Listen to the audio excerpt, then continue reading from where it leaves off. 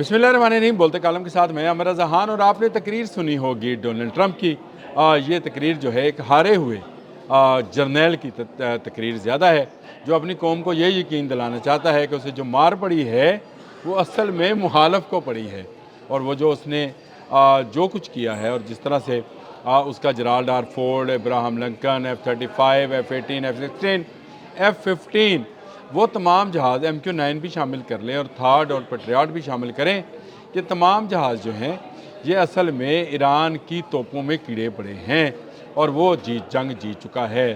जब इंसान हार जाता है तो फिर इस तरह के नारे वो अपने घर बैठकर बड़े ज़ोर शोर से लगा सकता है कि जंग मैंने जीती है और मैं ही इसको ख़त्म करूँगा, मैंने ईरान की वो ताकत न्यूक्लियर पावर भी ख़त्म कर दी। याद रखिएगा, जब पिछले साल जून में अब 12 रोज़ा जंग हुई थी तो उसमें भी यही दावा किया गया था कि आइंदा ईरान जो है न्यूक्लियर वार हेड नहीं बना पाएगा क्योंकि हमने उसकी क़ुव्वत ख़त्म कर दी। खैर, इस जंग में तो तमाम ईरान के मिसाइल ख़त्म कर दिए, ड्रोन्स के फैक्ट्री और गोदाम ख़त्म हो गए, तमाम बहरिया ख़त्म हो गई, तमाम फ़ज़ाइया ख़त्म हो गई।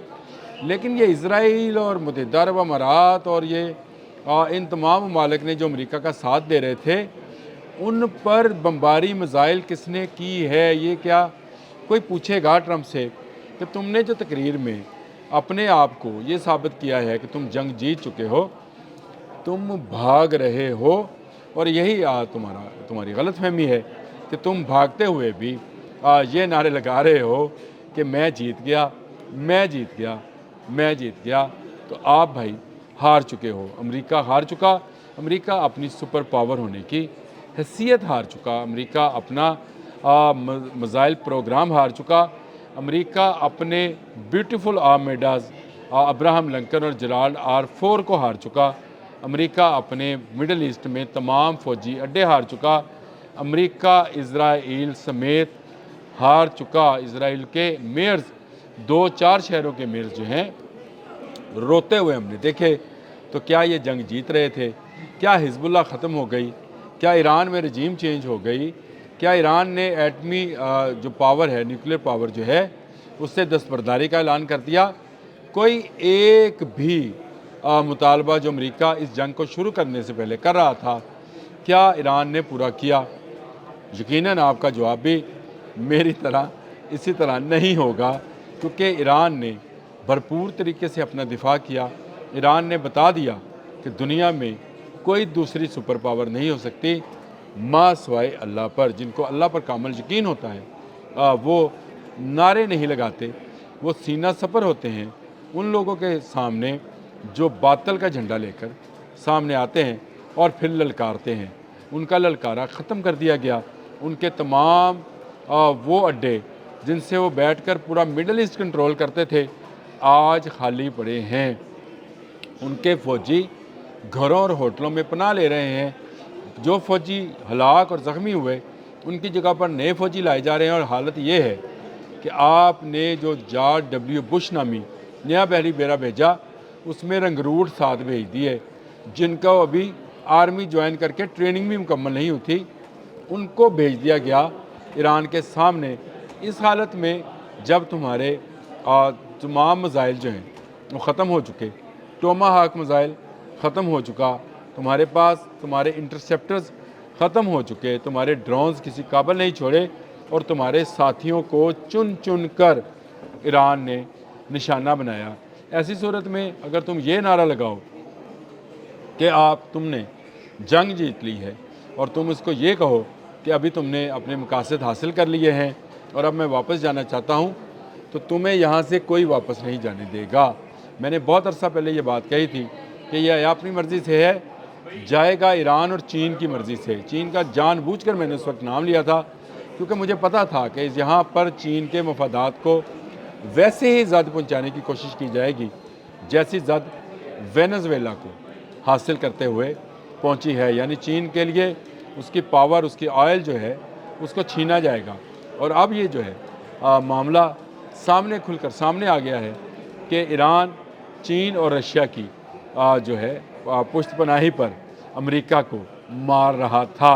अमेरिकी तज्ज़ियाकार, अमेरिकी अखबारात, अमेरिकी मीडिया چیخ چیخ کر ایک ہی بات کہتا ہے، حتیٰ کہ یورپین یونین کی نمائندہ خاتون نے بھی یہی بات کہی کہ ایران جس طرح سے ٹارگٹ کر رہا ہے امریکنز کو، یہ اکیلے ایران کا کام نہیں ہے، اس کو رشیا کی سپورٹ حاصل ہے۔ تو بی بی سپورٹ تو حاصل ہوگی جب آپ لوگ میناب پر ٹوما ہاک میزائل گرائیں گے اور 180 بچیوں کو ان کے اساتذہ سمیت شہید کریں گے، تو پھر آپ کے ساتھ بھی ایسا ہی سلوک کیا جائے گا جب اتنے ممالک جن کی تعداد 13 یا 14 ہے، جس میں سے 12 جو ہیں وہ مسلمان ملک ہیں، افسوس کی بات ہے، وہ آپ کے ساتھ تھے اور آپ ایران پر حملہ آور تھے، اس وقت کیا آپ کو یہ ظلم نظر نہیں آتا تھا؟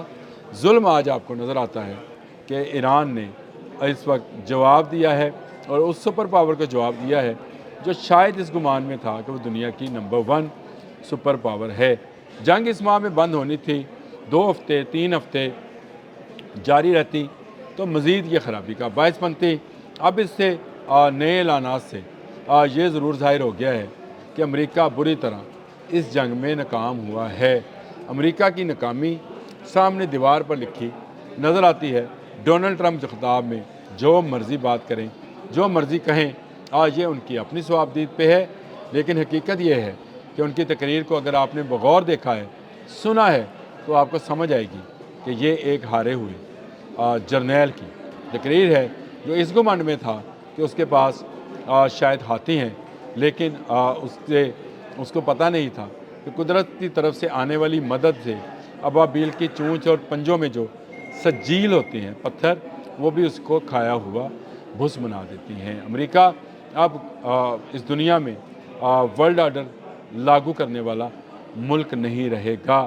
کل میں نے یہ سرخی دی تھی کہ ایران کا نیو ورلڈ آرڈر چلے گا، تو یہ بالکل صحیح سرخی تھی، کیونکہ ایران نے ثابت کیا ہے کہ وہ ایک بڑی قوت کو ہرا سکتا ہے۔ دنیا انہی ممالک کی قدر کرتی ہے جو اپنی سے بڑی قوت کو شکست دینا جانتی ہے۔ جس طرح سے پاکستان نے اس پورے جنگ کے اندر اپنا کردار نبھایا ہے، تو اس کے پیچھے پاکستان کی وہ فورس ہے جس نے جنگ مئی 2025 میں اپنے سے 10 گنا بڑی قوت کو شکست فاش دی تھی۔ بین ایسا ہی ایران نے بھی کر دکھایا ہے۔ اس کا مطلب یہ ہوا کہ اگر آپ میں جذبہ جہاد اور شوق شہادت ہو تو آپ کو دوسرا کوئی ملک جو ہے وہ شکست نہیں دے سکتا۔ آپ ہمیشہ کامیاب ہوتے ہیں۔ کامیابی ہے سامنے لکھی ہوئی نظر آتی ہے مجھے، بلکہ آج ٹرمپ کی تقریر سے کوئی زیادہ حیرت نہیں ہوئی۔ کیا اس نے اپنے ٹارگٹ حاصل کر لیے؟